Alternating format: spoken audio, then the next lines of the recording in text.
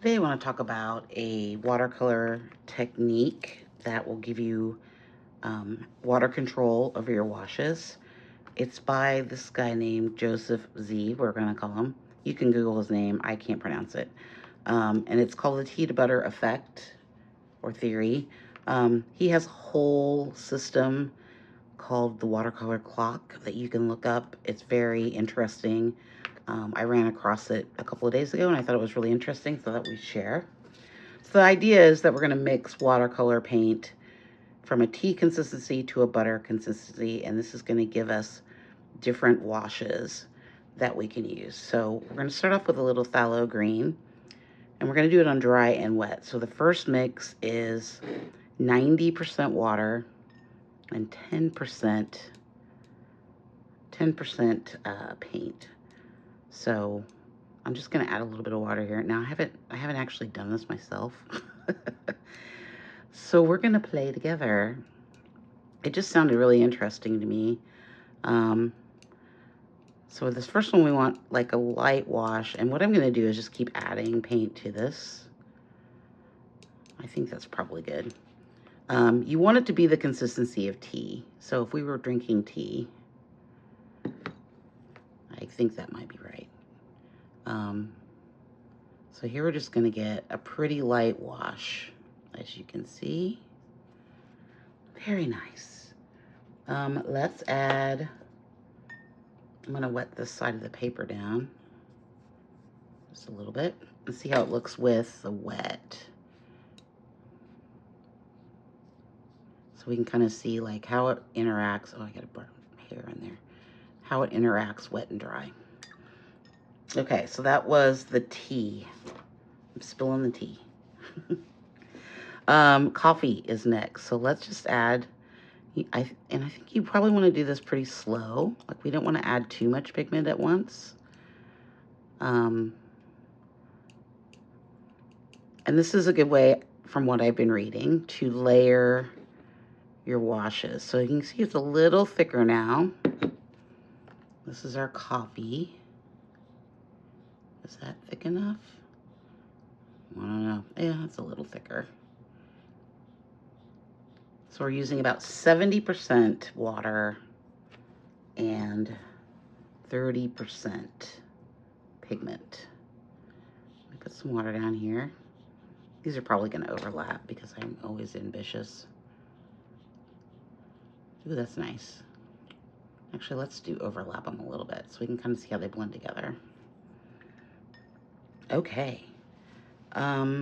Let's do the next one. 50-50 is milk. So we're going to add a bit more paint. And I think it's easier to start with, I've seen people do it from butter to tea, and it seemed like it was sort of weird. Like it didn't really, it looked harder that way. So this is, you can see that we've got, it's a little thicker. So this is our milk layer. And this is where I found it very interesting because I feel like I tend to navigate in those two and then down here. Like I don't really use milk and cream. So this is really eye-opening for me as well as a watercolor technique that I've never heard of or been shown or paid attention to. So I thought it would be a good time for us all to learn together about this fun technique. And you can see here the washes layering together. That's kind of interesting. Next is 30% water and 70% is going to be paint. Now, we're getting pretty thick here. And you can see, and the cream, like we're barely, it's really moving slowly. I like using the ceramic palette because you can kind of see how it's moving.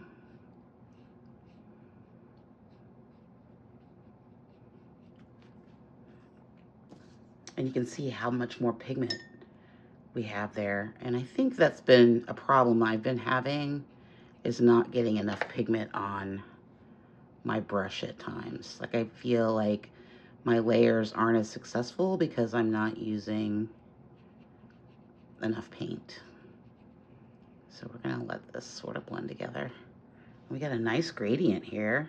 That's kind of interesting. Okay, and the last one is butter. Now, I've seen people say that you should use 10%, 10% water, 90%. I've also seen people that have done just straight out of the tube. So we're gonna do both. The butter is gonna be twofold. So we've got some water in here. Let's just do this. And you're gonna see that this barely moves at all. Like, it's pretty thick. So this is our butter, part 1.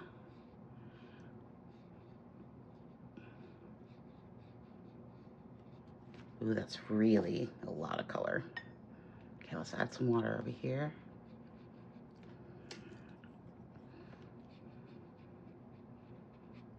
And you can see the difference on the dry and the wet.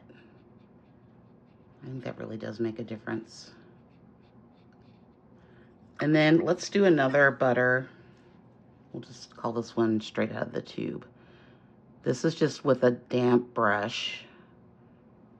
And this is gonna be the thickest straight out of tube paint, which I have been known to use. You can see though it's harder to move across the canvas or the paper. And I'm using cold press paper here. But it's really dark, so you probably don't use that very often. I'd say probably more toward the butter with water. So let's just add some of this in and see how this reacts.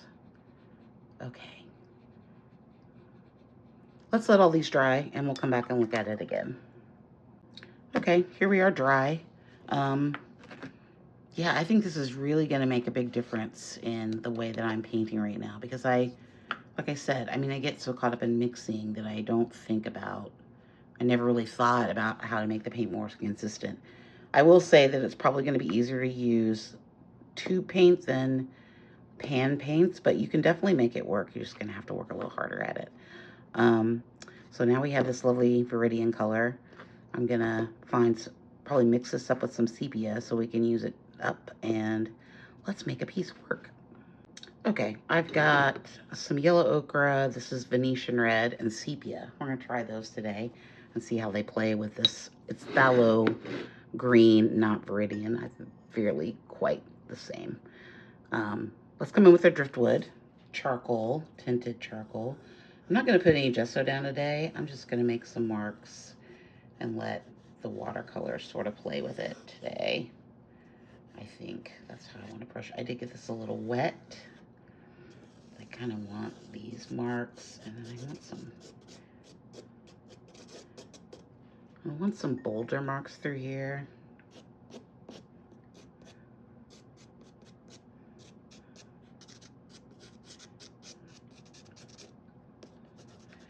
Maybe even using the side a little bit. It'll be interesting to see how this picks up.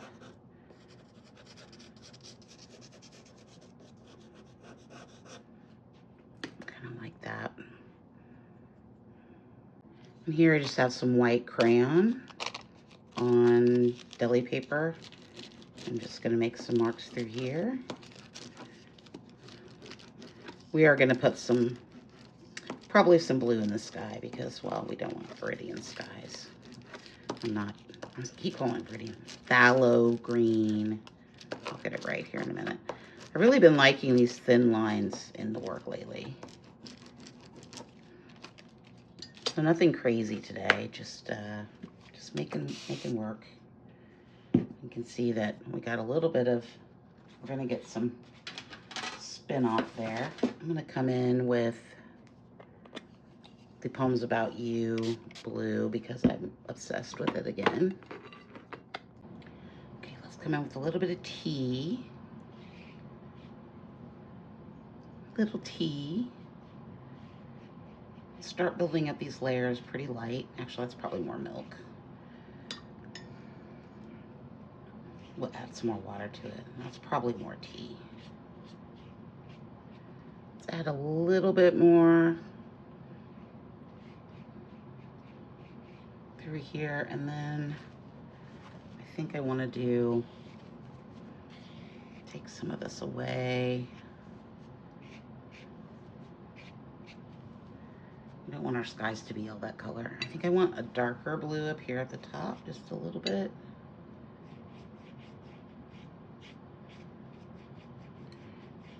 Yeah, that's definitely more. That's definitely thicker. That's probably more coffee.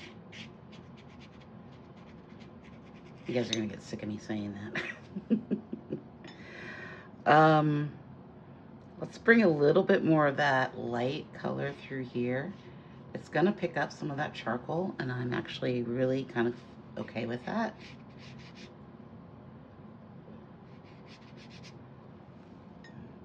The problem that I see too is that, at least for me, is that when using these lighter washes, it can be really hard to get them on the paper right.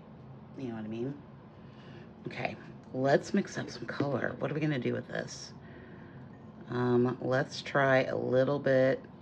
So that was the butter. So we're gonna have to add some water to this.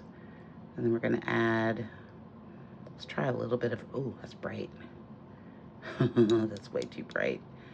Let's add a little sepia in here. There we go.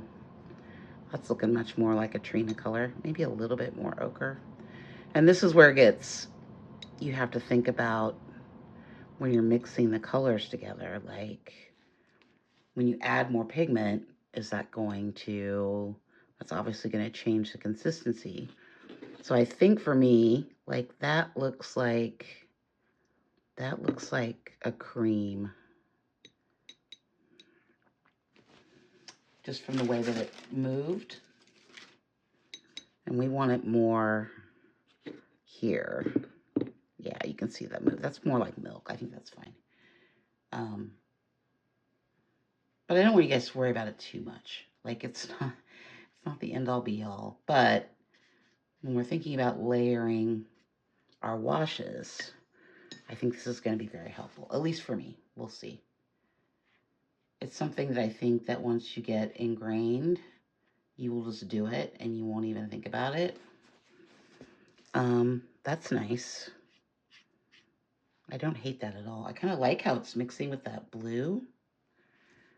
Very nice. Okay, let's do, what if we just did a little bit of the sepia and the phthalo with no yellow? Like, what do we get there? That color is very strong. We're gonna get a lot of greens. I think that's why I got that Venetian red out.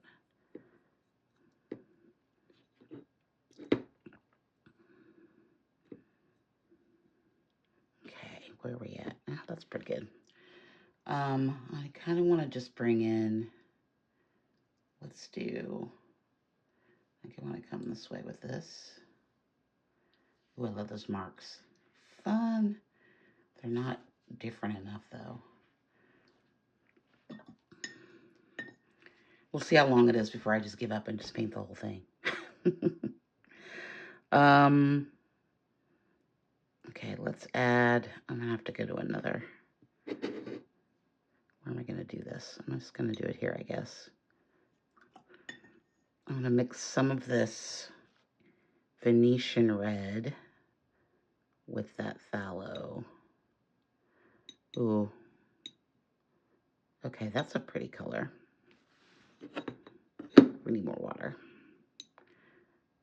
This is where I need my bigger palette because I kind of ran out of space already. Let's put a little bit more red in there. Okay, that's too much. It's too much. Okay, hold on. Okay, I had to move that color out of the way. It was just kept seeping in there, making it more red. Okay, so this is the phthalo and the English red. And our paper is, one thing about using light washes, it's going to dry really fast. Let's see where we're at here. Yeah, that's good. Okay. I think I want to bring it, get our brush right. just like through here. I sort of like those brush strokes, so I'm not going to try to cover those up, but I might want to bring some through there.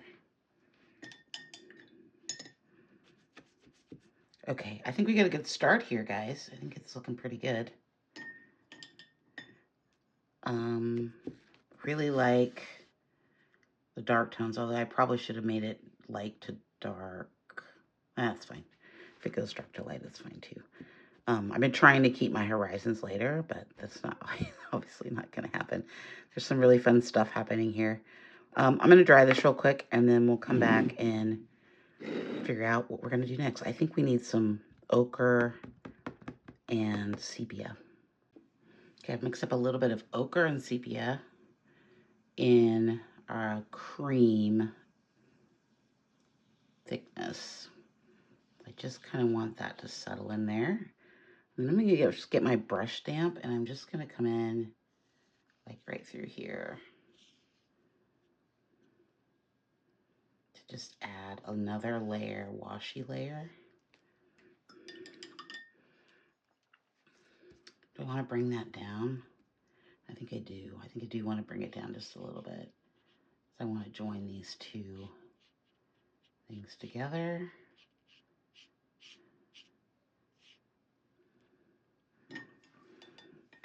Ooh, that's fun. I like it. It's definitely a little bit more thought process than sometimes I put into my work. I know that sounds bad, but sometimes I just make and I don't think about what I'm doing, but I'm really trying to be more. I really like the look of watercolor, and I really want it to look like watercolor. I don't want it to look like something else. Now I'm thinking I want to bring that through just a little bit more.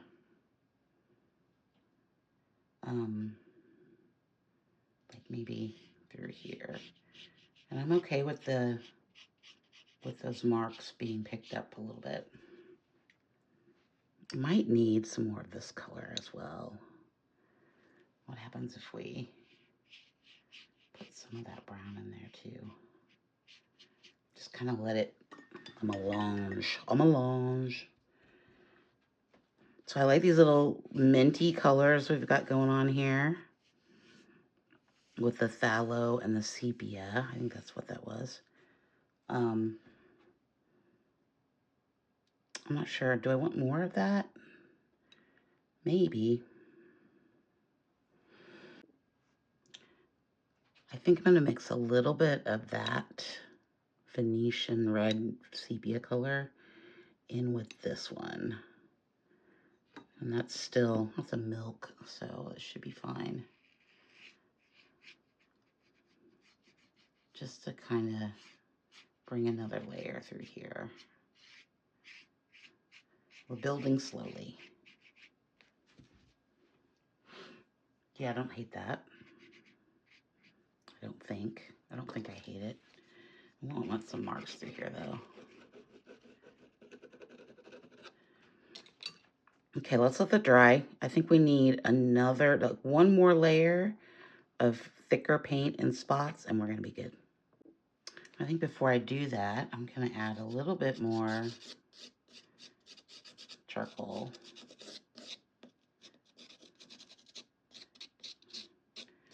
I kind of like how these little guys are coming out. It's gonna be the Venetian red that we add through here. Maybe.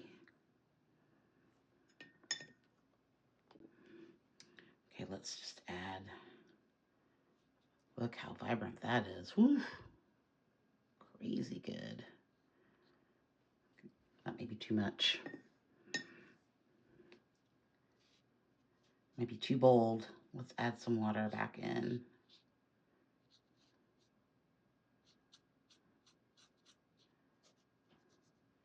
What if we... I like bold marks, but I don't want it to be like the dominating. That's pretty bold. It is going to dry lighter, so I'm going to try not to futz with it too much. But I kind of like it. What if we did another color. Let's do a little scraping in.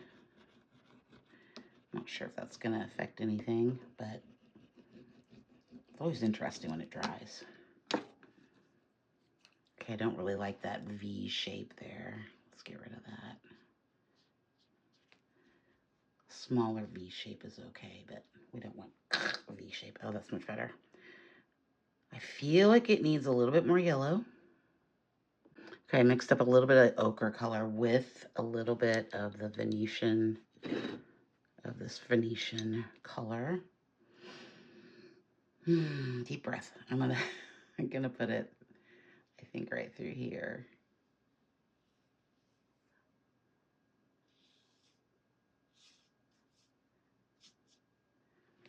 And then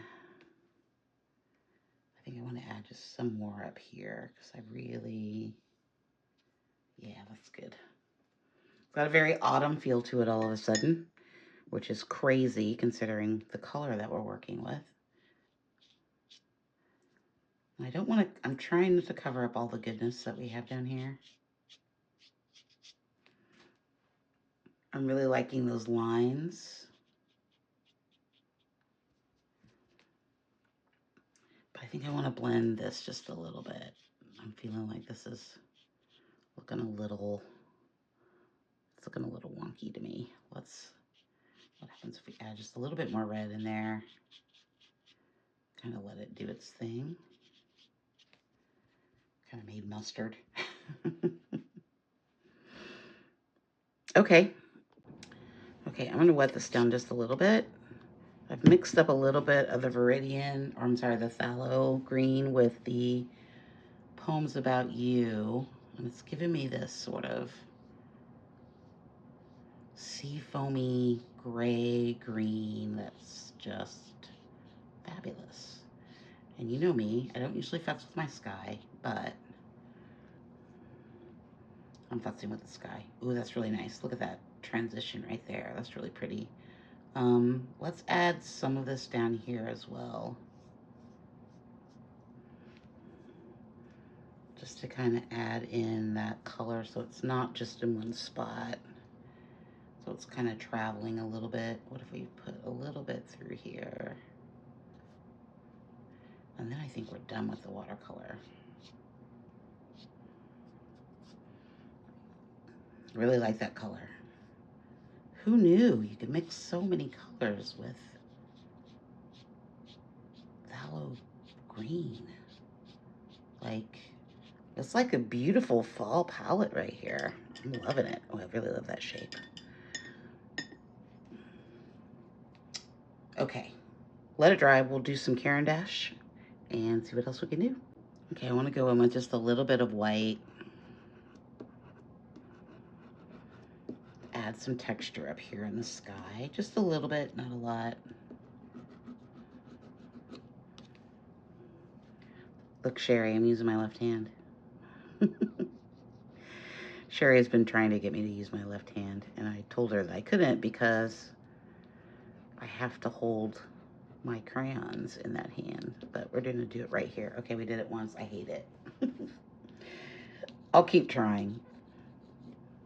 I know it's important because it definitely changes up your mark making a little bit. That blue is perfect for what right here. It's really perfect. Okay. This is the sanguine or russet. It says here. I want to get this a little wet.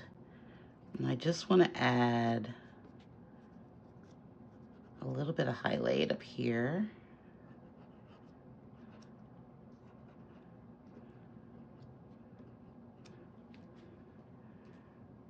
Just a little bit, and maybe some right through here. I'm really loving the Caran d'Ache, although I think I've used like the same colors. I'm trying to be bolder about that. I really like that, but you know, you get in that mode where you just have your favorite colors and you have your palette, and you don't. I mean, I think I change up my palette all the time, depending on what I feel like that day. I'm always looking for different colors though. I really like that. What other color could we add? We could add some peach, maybe.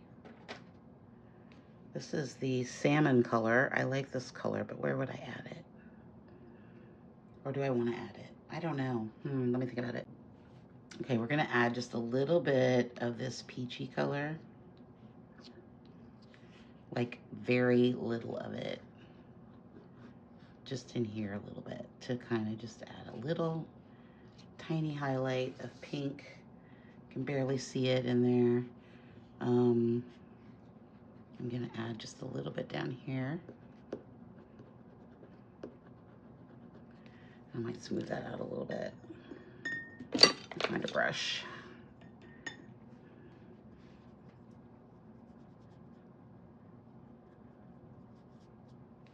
Just a little pink.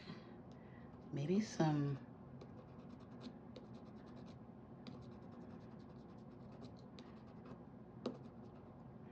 I kind of like that. Don't like it enough to not smooth it out though.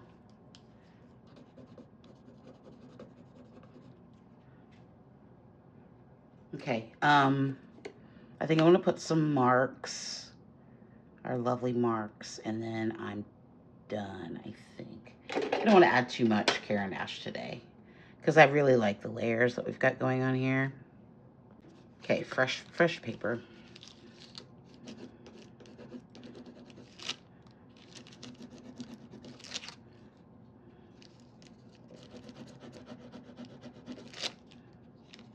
Fresh paper makes a big difference.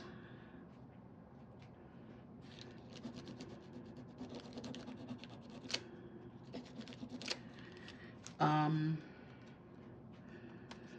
want a mark coming down this way.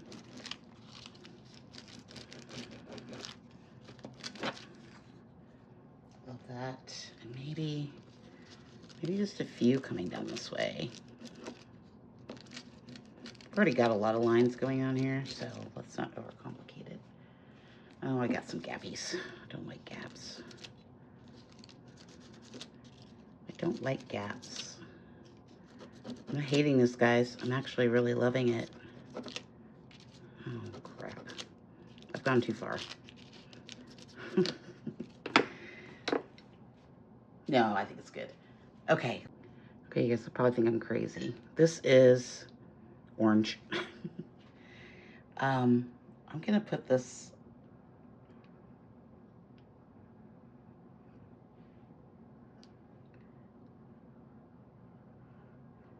just right through there. It needed something. I like it. Yeah, I think it's done now. And I know that's the only place there's orange and it's breaking all my rules, but whatever, I don't care. I like the orange. Okay. Okay, here it is with the matte. I really like it. I really like that technique, the building up slow layers. Got some really nice colors that blended and mixed in together from using that technique. I love the sky. Like this part right here is like my favorite. That light blue with that little bit of orange and that ochre green color. Perfect. I really like this area right here. I love the lines, but I love this sort of burnty orange color coming through here. Oops. And I like the layers that we have going on down here. Yeah, I'm very happy with this one. And it probably took me a little longer to make this than normal, but I think it's totally worth it because I was thinking more about layers and how I wanted the paint to interact. And I think that's an important thing to learn. I can definitely see an improvement between what I normally paint in the paint consistency and also it not getting muddy and allowing the colors with a thicker, you know, working light tea to butter in the watercolor makes it really pop and stand out and gives you more depth. At least that's what I can see. What do you guys see? Let me know in the comments.